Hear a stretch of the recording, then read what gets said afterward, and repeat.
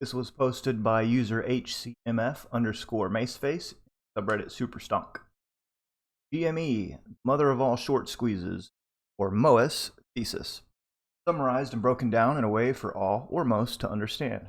We are in the end game, everyone, and this rocket is taking off with or without you. If you want to understand that whole GME thing, this is my best shot at explaining it. Personal note. First, please do not buy Reddit coins to award this post. If you find it worthy of exposure, upvote it and share it with anyone you wish to inform. Thanks to everyone who offered feedback and helped promote the original draft of this. Getting it listed on the 5/24/2021 Reddit top post of the day. Second, I want to thank the mods of Superstonk, especially the Everything OGs, Red Chest Queen 99, and Rinsol, for creating this sub and working tirelessly to turn it into the one strongest communities on Reddit. Third, and finally, I am of Norse ancestry. Love coming up with catchphrases that I later translate to Norwegian. Stamp this post with the below. I'm not going to read that part because I'll butcher it. Intro. This post will give a relatively simplistic breakdown of the current situation and landscape of GameStop stock, or GME as it is known on the New York Stock Exchange. It will summarize the theory that it will soon reach astronomical levels during a market, or the mother of all short squeezes, Moass Thesis. The core intention of the post is to summarize the Moass Thesis for investors who are not fully up to speed on it, as well as those who are newer to the stock market in general and are interested in investing. That being said, this write-up is not intended to serve as a source of proof/evidence behind this theory, and it operates under the assumption that the theory is valid and that the condition it is built on are met. For those who intend to dig further into the evidence supporting the theory, there's a massive amount of research and due diligence that has been performed and documented around this theory that can be found here. Though it is recommended to use this post to get a basic understanding before digging into the due diligence. Elevator pitch. Certain participants in the stock market, market manipulators, have taken advantage of a loophole in regulation that have allowed them to short sell more shares of a stock than theoretically should exist to be publicly traded, somewhere between 2 and 4 times this amount. This technique, called naked shorting, or fraud if you ask the folks over at the SEC, and can be used to bankrupt companies or get their stock delisted. A result that allows all of the proceeds from short selling to actualize as pure untaxed profit. This technique has backfired, and these participants must buy these shares back on the open market. Fortunately for these entities, an army of retail investors own the synthetic shares that have been produced via naked shorting, and they are not obligated to sell them at a specific price or at all, which puts the short sellers in a very, very bad position. Supply and demand rules the market, and supply is running out, while demand is skyrocketing. If you don't believe me, just look at the chart of GME, which our DD, due diligence/research/analysis, has been forecasting for a while now. The below pattern has only preceded massive spikes in price, but this time, those on the other side of the trade are going to have a much harder time suppressing the price, like they did in January and March. Thanks to the activity on May 25th, we have entered the end game. The Moass is beginning, maybe. Important terms to know before getting into the explanation. These terms are key to understanding the theory and speculated value of a GME investment. Hyperlinks to Investopedia, the world's leading source of financial content on the web, have been included for most market terms and concepts, and it is recommended to check them out if they are not clear. We will be breaking down some of the more complex terms and concepts within the post and framing them within the context of GME.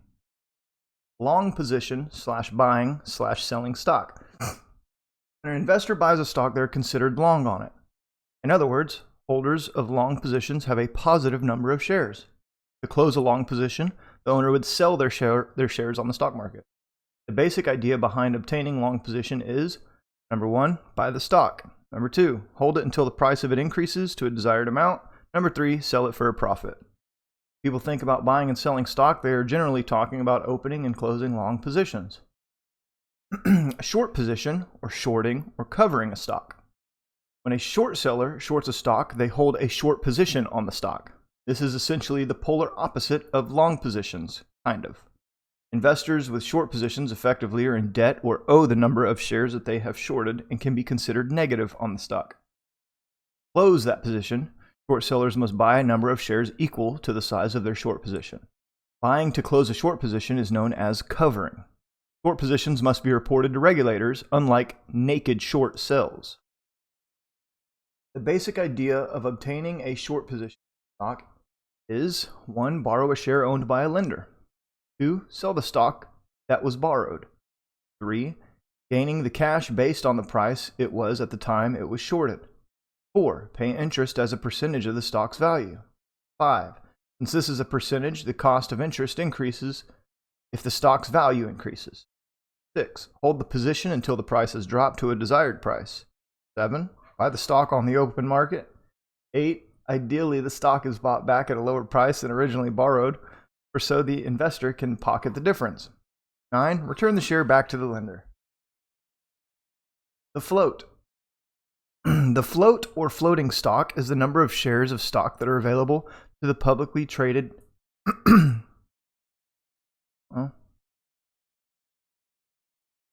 the number of outstanding shares minus the amount of restricted shares that are owned by insiders.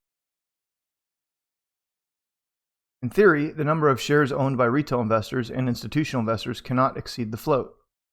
Spoiler, GME is believed to have ownership amounting to 200% to 400% of the float, if not more, due to something called naked shorting, which is a key part of the thesis that is covered more later.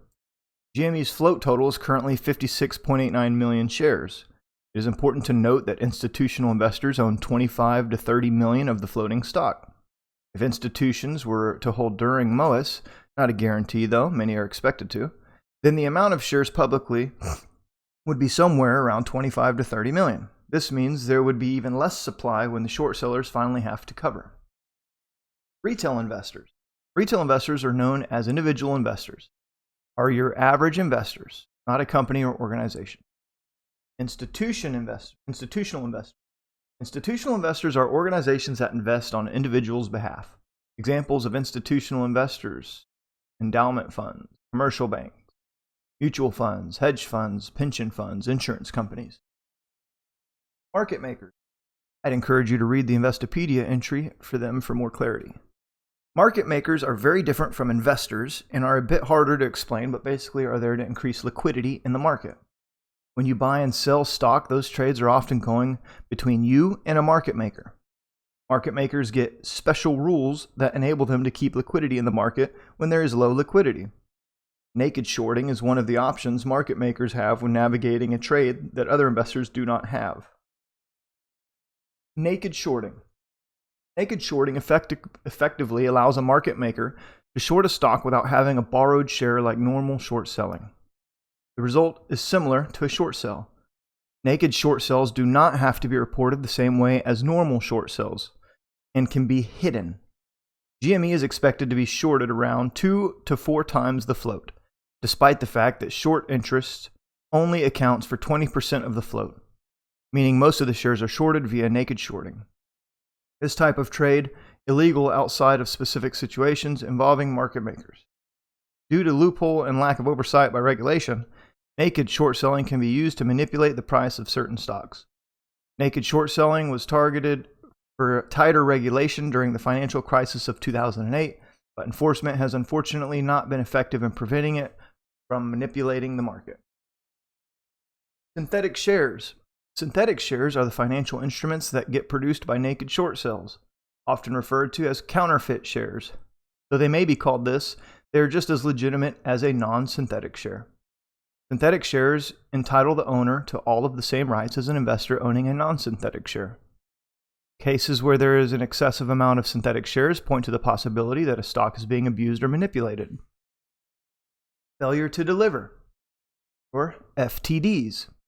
FTDs occur when a buyer of a stock ends up not having the money to purchase the stock that they traded for, or when a short seller does not own the stock at the time of settlement.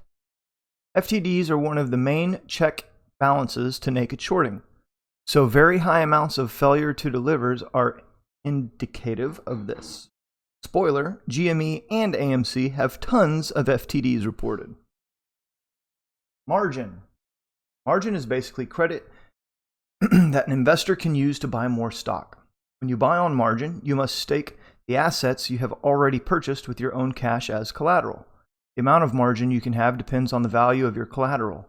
The value of your collateral and cash, but meet the margin requirements in order to continue to buy on margin. Keep in mind the value of your collateral can change if the price goes up or down, and if the value of your collateral or cash drops below the margin requirement, you will receive a margin call. Another way to think about it, imagine I have $1,000 in stock. You obtain a personal loan for another $1,000. To get the credit, you stake your $1,000 in stock. If you default, it goes to the lender to cover your debt. You buy $1,000 more in stock with that loan. You now own $2,000 in stocks, half in cash, half on margin. You will pay interest on the $1,000 on margin, but if your investment makes more money than the interest, then you are still profiting. If your investment turns bad, let's say the price of your stock falls 50% and you are left with $1,000, your lender can forcibly close out your positions, everything you bought in cash and staked as collateral, along with what you bought on margin, so that they can get the $1,000 they loaned you back. Margin call. Margin call is a notice indicating you have a specific amount of time to deposit enough of your own funds to meet your margin requirement. If you cannot meet the requirement, the lender is entitled to sell all of your holdings to recover what you borrowed. Examples. This is a slightly complicated scenario that can be a little hard to follow. Give it a few reads if it doesn't make sense the first time. But basically, margin is a credit line that you can use to buy more assets. Effectively, a loan backed by collateral and cash in your own account. If you buy assets with it, you have to pay back what you borrowed, whether the value of your investment goes up or down. If the investment goes up in value, you make more than you normally would. But if the investment goes down in value, you lose more than you would otherwise would have without margin. This gets even more, or less maybe, complicated when you have short positions and long positions. Like most institutional investors, to have short positions, I still need to have margin, but I do not need to use it to buy stocks. It can act as a buffer if I have a short position on a stock that is increasing in value. With a short position, if the price of something I short goes up, I am losing money, and if it gets too high, it can run against my margin line, causing a margin call. Positive margin example, long positions only. Imagine I have $1,000 in stock, XXX. Let's say 10 shares worth $100 each. My broker may lend me margin credit line equal to the value of my assets, so $1,000 in margin. And let's say they give me a margin requirement of $800, meaning that the value of my non-margin assets, the ones I bought with my money, must be above $800 in order to keep using the margin. So as long as stock XXX stays above $80 a share, then I will not get a margin call for being below the requirement. I then choose to use the margin, buying 10 more shares of stock XXX for $100 each. So I now have 20 shares of stock XXX, valued at $100 apiece. If the price of the stock goes up to 25% per share, and I sell all 20 shares, I just profited $500 plus $25 on 20 shares. In this case, closing the position clears me from the margin debt, as I am no longer using it in an open position. If I had not used margin, I would have only walked away with $250 in profit, $25 per share on 10 shares. But instead I made $500 and paid back the credit plus a little bit of interest. Yay. Negative margin example, long positions only. Imagine I have $1,000 in stock XXX, let's say 10 shares worth $100 each. My broker may lend me margin credit line equal to the value of my assets, so $1,000 in margin. And let's say they give me a margin requirement of $800, meaning that the value of my non-margin assets, the ones I bought with my own money, must be above $800 in order to keep using margin. So long as XXX stays above $80 a share, then I will not get a margin call for being below the requirement. I then choose to use the margin, buying 10 more shares of stock XXX for $100 each. So I now have 20 shares of stock XXX valued at $100 apiece. Price of stock XXX goes down 25%, bringing the value per share down to $75 a share. The value of my total position is now $1,500, and the value of my non-margin assets is $750, which is below the margin requirement. Keep in mind, I borrowed $1,000, so that is still the amount I have to pay back. My lender will give me a margin call, indicating I have 2 business days to deposit $50 into my account in order to meet the margin requirement. If I have the cash to deposit the extra $50, it would take my assets to $800, $750 in stock XXX plus $50 in cash. If the price of stock XXX recovered to above 80 per share, it would also satisfy the requirement. If I do not have the cash to deposit, then I am in trouble, as after 2 days they are allowed to liquidate or sell the assets I bought with my own money, as well as the assets I bought on margin. Let's say this happens. All my borrowed assets are sold first to cover my $1,000 loans. The price of stock XXX was only $750. It only covers $750 of my $1,000 margin line. I now have $750 left in assets of stock X, but I still owe money from margin. So my lender is entitled to sell $250 worth of my shares in order to get their full $1,000 back. I am now left with $500 total, $750 in 10 shares of stock X, $250. Not yet. Negative margin example, long positions and short positions. This is the relevant one to GME. Imagine I have $1,000 in stock XXX, let's say 10 shares worth of $100 each. My broker may lend me margin credit line equal to the value of my assets, so $1,000 in margin. And let's say they gave me a margin requirement of $800, meaning that the value of my non-margin assets, the ones I bought with my money, must be above $800 in order to keep using margin. Instead of using the margin to buy more, I instead short 10 shares of stock XYY, which is at $50 a share currently, giving me $500 in extra cash, which I use to buy 5 more shares of stock X. I am now long 15 shares of stock XXX valued at $1,500 and short 10 shares of stock XYY valued at $500, negative $500 for a net value of $1,000. No margin is actively committed to open positions, and I am still using my $1,000. Now, let's say a short squeeze happens involving stock Y, causing the price to skyrocket to $200 per share.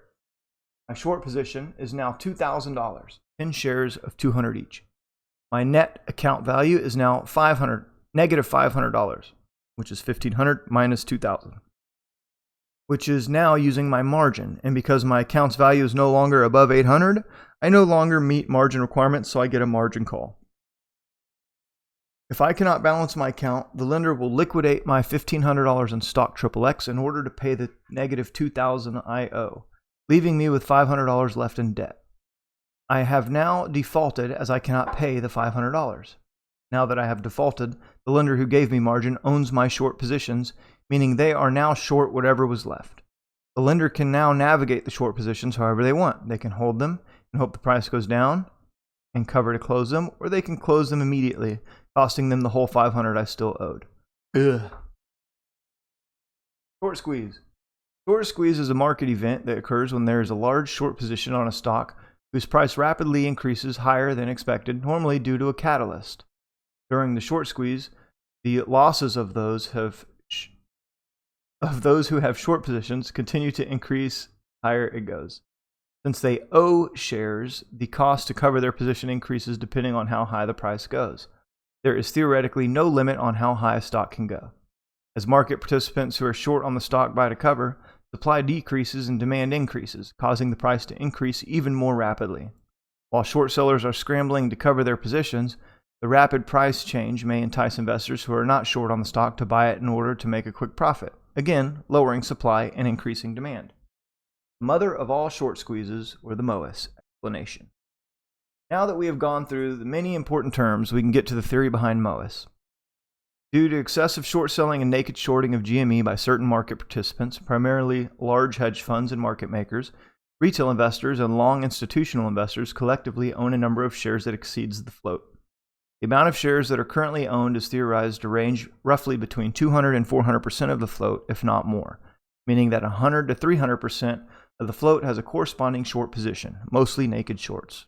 For context, most stocks generally have around 1% short interest, and 10 to 20% short interest is considered to be excessive, let alone over 100% of it. Short sellers must eventually close or cover their short position. The only way to do that is to buy the shares owned by the investors who are long. In the meantime, short sellers are paying interest on that short position until it is closed, proportional to the cost of the shares, which bleeds their capital over time. Fortunately for the short sellers, the owners of the shares are not obligated to sell their shares.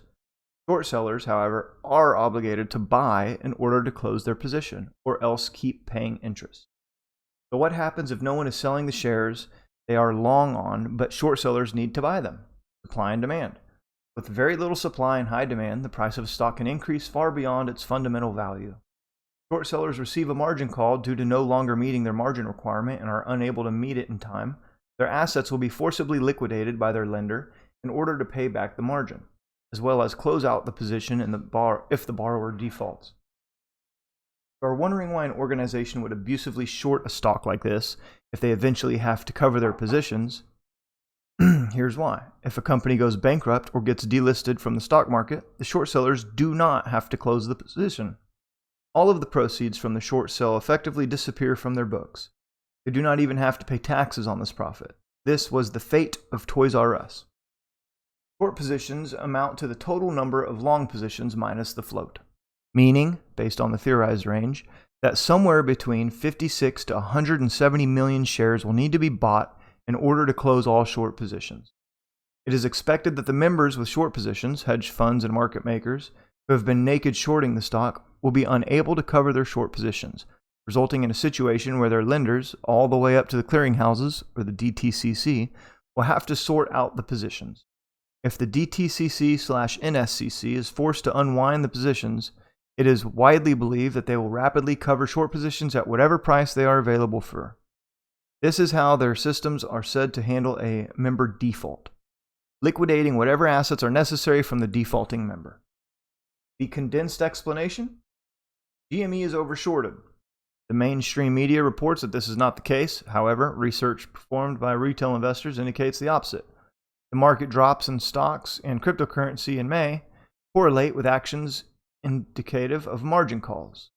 GME is not alone in being overshorted, though it is the most damaging short position among short sellers. Short selling inherently reduces the value of a stock, and if a stock falls to zero, this destroys the ability to raise capital. That company may go bankrupt, preventing those with short positions from ever having to pay for their short sell. These proceeds are also untaxed. GME has steadily been increasing in price, which is causing more losses every day for short sellers. As GME price increases, short sellers' losses increase, causing panic to close their positions or else go bankrupt. The first GameStop coin was apparently minted on 5/25/21, which may spell absolute disaster for the short sellers.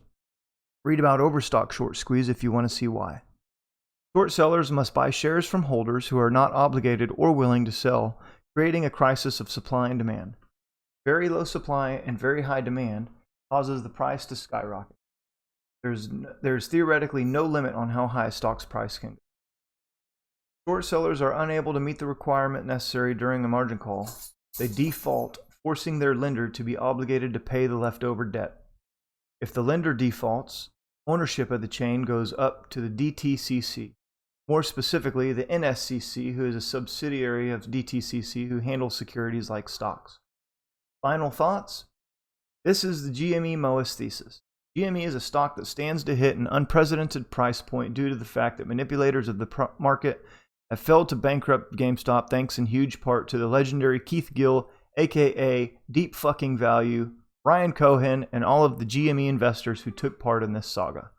It may not be today, this week, or even this month, but one day soon, these toxic participants have no choice but to buy the stock to close out their short. Some schools of thought, it is thought that these participants overestimate how reasonable retail investors can be, who could be dumb enough to hold a stock as it fell from almost $500 to $40. In truth, these manipulators didn't understand the demographic they were fighting with. Gamers are some of the most stubborn people on the planet. These are individuals who will sink tens of thousands of hours into the same video game because they just like it. Well, we like the stock. And to us, the adversaries on Wall Street are just another boss. We may have needed to retry a couple times, but we always win eventually. On top of that, they pissed off Reddit. And under no circumstances should you ever piss off Reddit. At this point, if you are still reading this, know that it is up to you to decide your next move, whether that is to do some due diligence of your own, walk away, or say screw it and buy a few or a lot of shares, just in case we are right. Many of us set our floor minimum amount of acceptable gains at $20 million per share, and you might think that's crazy, but in truth, we know we can pick our own price if we hold long enough. We don't care if anyone else buys or not because we know the outcome is inevitable. Time is running out for the toxic market participants involved, and even the news can't hide that we are on the brink of a massive market event that will ripple through the entire global financial system. And we will probably never see an event like this again in our lifetime. Looking for brokers that won't be like Robinhood and screw you over during Moass? Here's a link to some other brokers that did not screw people over during the Januaries. TLDR, this is a fight Wall Street, Citadel, Melvin Capital, and other toxic party is not going to win against the dumb money. Chances are this will truly be the Moass, meaning there will be never another like it in our lifetime or ever. While the conditions in play, the ability for big money to brutally manipulate the market, enabled what may end up being the greatest transfer of wealth in history, actual reformation to prevent a landscape like this from forming again, and probably best long term. I say this as a pragmatist, and am honestly very far from an idealist. If you want to influence reform, buy, hold, and vote. If you're just here for the tendies, buy, hold, and vote. Hedgies, welcome to hell. We come for your tears. Diamond hands to the moon, baby.